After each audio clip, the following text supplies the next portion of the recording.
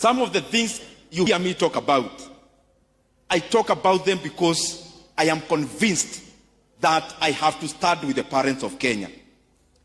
Na nasema hiyo kwa sababu juzi nimepatana na principals wote wa Kiharu. Wametumiwa circular mrefu na serikali na wanataka waongeze school fees ya day scholars. Ati vile mzazi amekuwa akilipa aongezewe 9,370 shillings from January of this year. Na ndio maana mimi mnasikia nikisema whatever it takes, kama mimi mbunge wa Kiharu, I'll do it to make sure there is no fees increment in January for day school learners in the entire of Kenya.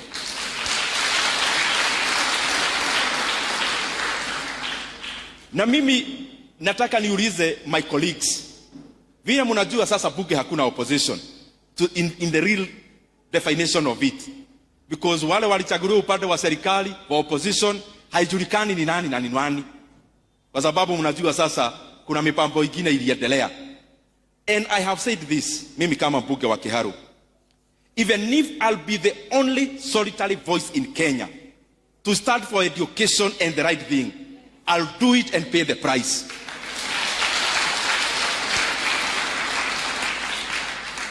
Na kwa hiyo tu mambo ya masomo, serikali wakaajiri 20,000 JSS interns ambao walipewa barua ya kukua internship 1 year. Sasa serikali, na tunaona iko pesa mingi ya kufanya mambo ingine mingi, wanaambia hawa kaka zetu na dada zetu ati wanaendelea kuongeza mwaka ingine ya internship. We want to also say this. It is unfair for government walipea internship the JSS interns with the hope that after 1 year they'll be employed into permanent and pensionable terms. Na nauliza, mimi nimekuwa chairman wa budget. You do not necessarily need money in the budget now to confirm JSS interns. You can use an article called Article 223 where you can use the money, urete bunge baadaye tuipitishe. Na ndio naambia Ministry ya Elimu na TSC, kindly confirm all the JSS interns into permanent and pensionable terms in January of 2026. We cannot pay a graduate 17,000. Some of them have actually gone ahead even to commit suicide, as I'm told by their officials. Because 17,000 as a graduate, unashindwa kama ni ya fare, ama ni ya kulipa nyumba, ama ni ya kufanya kazi gani. So JSS interns kwa heshima wakuwe confirmed. These are young people with young families. It is important we confirm them.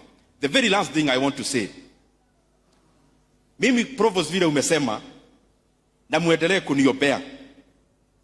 I pray all the time nisifanye siasa ya fitina. Just speaking because I need to speak. So when you hear me talk about anything, there is a lot of things you can talk about as a politician in Kenya. You can talk about weather. You can talk about many things. When you see me choosing a few things to talk about, it is because I have more information than there is in the public domain. Na kitu ile nataka kusema ikiwa ya mwisho. Serikali iko kwa mpango ya kuuza hisa zile serikali inamiliki katika kampuni ya Safaricom PLC. Na wanauza hisa moja kwa shilingi 34 shillings. Safaricom was trading at 45 shillings per share in 2021 before they invested in Ethiopia. How can you convince Kenyans that you can sell a plot of land for 450,000 shillings? I'm talking about it figuratively, ndio to understand. Atuende pahali ununue ploti inauzwa for 50,000 shillings. Mwishowe after 3 years ama 4 ujenge flat ambayo inachukuliwa rent katika hiyo ploti umenunua. Ile shamba ulinunua for 50,000 na umejenga ploti na inachukuliwa rent, ati mwishowe after 4 years ukuje utuambie hiyo ploti pamoja na nyumba ati ni 340,000. Inawezekana? And then you tell us about market prices. I have experience in the capital markets in Kenya. And for sure I know the people who represented the government in this deal, probably some of them are actually not government employees. And some of them were not contracted to negotiate on behalf of government. And maybe even those people, there are things they do with the buyers. Mimi nauliza kwa heshima, let us not rush the sale of 15% stake in Safaricom. Let us give people a chance to compete.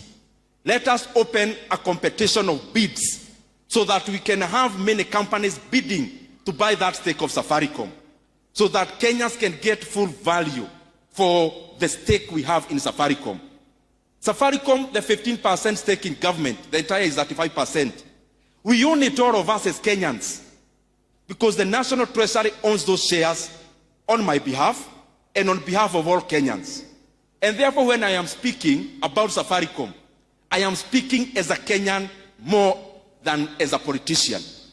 That we can get more money to build roads, more money to build many things in Kenya, kusogeza uchumi mbele. Na kama hakuna self interest, kama hakuna mtu ameweka ubinafsi katika uuzaji wa hisa za Safaricom, what is the secrecy for? Just tell Kenyans, tunauza hisa hii pesa. Pengine wa Kenya watainunua wao wenyewe na bei ya juu kiasi. Or you open up to many other telcos to also bid that share or that stake so that Kenyans can get much more. Na kwa hiyo mimi nahuzunika ati serikali imeenda katika hiyo transaction, ile dividend Kenya ama nchi ya Kenya inafaa ichukue for the next many years. Serikali wakasema sisi hatutaki kugoja, tunataka hiyo dividend saa hii. Mimi nauliza viongozi wa serikali, we must stop concentrating and binding up Kenya with the mentality of the elections in 2027 only. Kenya inahitaji pesa saa hii, in the next 3 years, in the next 5 years. Let us not continue to securitize future government revenue to gain political capital today. Kama ni dividend ya Safaricom, kila mwaka Kenya inahitaji pesa ya kulipa walimu, ya kujenga barabara. Kwa nini tunaitisha upfront, alafu Kenya is losing 15 billion on dividend alone? Why? Hii mambo mimi naongea, and I want to repeat nikimaliza. I have more information than there is in the public domain.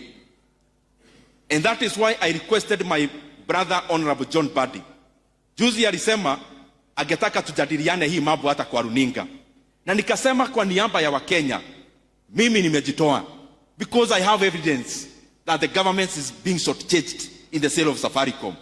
And I'll fight for this matter until our country gets full value of the Safaricom shares. Asanteni sana.